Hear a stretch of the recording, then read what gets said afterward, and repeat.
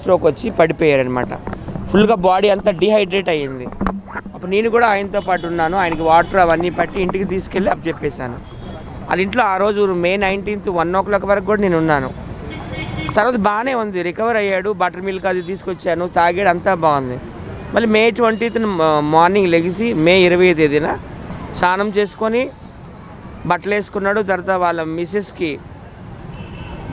నాకు టమాటా పప్పు చేయండి, అలాగే రైస్ పెట్టండి అంటే పప్పు పెట్టింది. 12 గంటలకు తిన్నాడు. మళ్ళీ 5 o'clockకి బాడీ డిహైడ్రేట్ అయిపోయి ఈ సన్ స్ట్రోక్ ఎఫెక్ట్ వచ్చి చనిపోవడం అనేది జరిగింది. ఈరోజు మొత్తం అంత్యక్రియలన్నీ మేమంతా చేసి వచ్చాము. ఇక్కడనే మన కార్మిక నగర్లోన ఒక ఉందన్నమాట, ఒక బొరియల్ గ్రౌండ్ ఉంది. అక్కడ ఆయన దహనం చేసి వచ్చాము. చాలా బాధాకరం, మీ అందరికీ తెలుసు. ఆయన ఎప్పుడు ఇక్కడే ఉండేవాడు అనమాట. కృష్ణకాంత్ పార్క్ ఆయనకి జన్మస్థలం అనేవాడు, ఒక సెలబ్రిటీగా. సో అలాంటి కృష్ణకాంత్ పార్క్లోనే ఆయన సన్ స్ట్రోక్ బలి అవ్వడం చాలా బాధాకరం అండి. తర్వాత ఈ కార్యక్రమం అంతా మేమే చేసాము. ఎందుకంటే వాళ్ళ ఇంట్లో ₹1 లేదు పాపం. వాళ్ళ కొడుకు దగ్గర కానీ, వాళ్ళ కూతురు దగ్గర కానీ, వాళ్ళ భార్య దగ్గర కానీ ఎవరు లేదు. మా టీం వాళ్ళమే మొత్తము చేయి వేసి కార్యక్రమం చేసాం, బాగా విజయవంతం చేసాం. అలాగే ఈ కార్యక్రమానికి ఒక 2 ప్రముఖులు అయితే మాత్రం హెల్ప్ చేశారు. అందరికీ తెలుసు కదా, ఇమ్రాన్ ఖాన్, పరేషాన్ బాయ్స్. ఆయనకి నిన్న నేను ఒక లొకేషన్ పెట్టాను వాట్సాప్లో. ఆయన వచ్చాడు. సత్య ఎంత అవుతుంది ఏంటనంటే ఒక 20-30 వేలు దాకా అవ్వచ్చు అంటే ఆయన 30,000 క్యాష్ సాయం చేశారు, ఆర్థిక సాయం చేశారు. అలాగే నేను మొన్న బిగ్ బాస్కి వెళ్ళింది కదా దివ్యల మాధురి గారు, ఆయనకి అలాగే వాళ్ళ హస్బెండ్ శ్రీనివాస్ గారికి కూడా కాల్ చేశాను, ఎమ్మెల్సీ శ్రీనివాస్ గారికి. వాళ్ళు కూడా సహాయం చేశారు.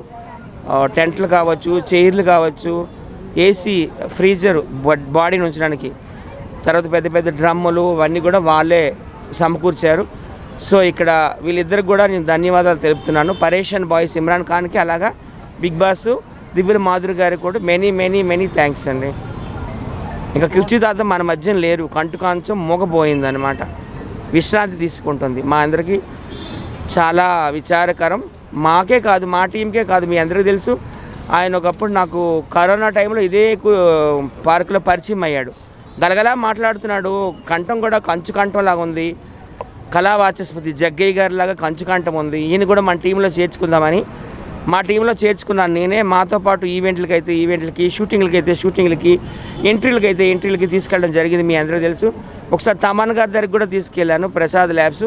తమన్ గారు కూడా ఆయన డైలాగ్ తీసుకున్నారు, కుర్చీ మడతపెట్టి డైలాగ్. అది గుంటూరు కారం అనే సినిమాలో పెట్టారు, మీ అందరికీ తెలుసు, మహేష్ బాబు గారి సినిమాలో. తర్వాత ఈ మధ్య కాలంలో పవన్ కళ్యాణ్ గారి సినిమాలో కూడాను ఉస్తాద్ భగత్ సింగ్లో కూడా ఆ డైలాగ్ పెట్టడం జరిగింది. సో ఆయన డైలాగ్కి ఏంటంటే నవ్వుతో నా భవిష్యత్ అన్నంతగా పేరు వచ్చింది. ఆకాశమే సరిహద్దు అంత ఎత్తు ఎదిగాడు ఆయన. ఎక్కడికి వెళ్ళినా కుర్చీ తాత అనేవారు. సో ఇలాంటి సందర్భంలో ఆయన ఇట్లా మనందరినీ వదిలి 64 ఏండ్ల వయసులో చనిపోయి వెళ్ళడం చాలా బాధాకరం, విచారకరం. ఆయనది కుర్చీ తాత అసలు పేరు షేక్ అహ్మద్ పాషా. ఆయన వరంగల్కి చెందినటువంటి ఒక ముస్లిం వ్యక్తి, బాగా చదువుకున్నాడు, వెల్ ఎడ్యుకేటెడ్. ఆ రోజుల్లోనే 1980sలోనే ఆయన కాకతీయ యూనివర్సిటీలో ఇంటర్మీడియట్ ఏ గ్రేడ్లో పాస్ అయ్యాడు. ఒకప్పుడు ఆయన కూరగాయలు అమ్మేవాడు, తర్వాత లారీల్లో కూడా ఆయన క్లీనర్గా పనిచేసేవాడు అనమాట.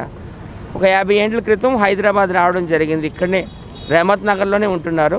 కూతురింట్లో ఉంటాడు. ఆయనకి మొత్తం 3 కొడుకులు, ఒక కుమార్తె.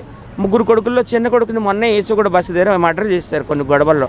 ఆయన చనిపోయి కూడా 1 year అవుతుంది. మొన్ననే ఫస్ట్ యానివర్సరీ కూడా మేము చేసాం, సంవత్సరీకం. సో ఎప్పుడు కొడుకు కోసం బాధపడుతూ ఉండేవాడు, నా కొడుకుని ఎవరు చంపారో వాళ్ళని వదలని. సో సంవత్సరం అవగానే ఈయన కూడా చనిపోవడం చాలా బాధాకరం. ఇంక 2 కొడుకుల్లో ఒక కొడుకు మేడ్చల్లో పువ్వులు అమ్ముతాడనమాట. ఇంకో కొడుకు అక్కడ పటాన్ చెరువు దగ్గర దౌలతాబాద్లో సెంటరింగ్ వర్క్ చేసుకుంటాడు. కూతురు మాత్రం రెహమత్ నగర్లోనే ఉంటుంది. ఆమె ఇన్ఫోసిస్లో హౌస్ కీపింగ్ వర్క్ చేస్తుంది అనమాట. 18,000 20,000 తెచ్చుకుంటుంది. ఆమె 8,000 7,000 రెంట్ కట్టుకొని మిగతా 10,000తో 3 పిల్లల్ని, తల్లిదండ్రులను కూడా పోషిస్తుంది అనమాట. సో ఆయన అభిమానులు ఎవరైనా ఉంటే మాత్రం దయచేసి ఆయనకి కొంచెం ఆర్థికంగా సహాయం చేయాలని నేను కోరుకున్నాను. ఆయన మన మధ్య ఇప్పుడు లేరు, కాకపోతే వాళ్ళ భార్య అనాథ అయిపోయింది. కాబట్టి ఎవరైనా ఉంటే దయచేసి ముందుకు రండి, నేను వాళ్ళ ఇంటికి తీసుకెళ్తాను, హెల్ప్ చేయండి. జోహార్ కుర్చీ తాత, మిస్ యూ సో మచ్.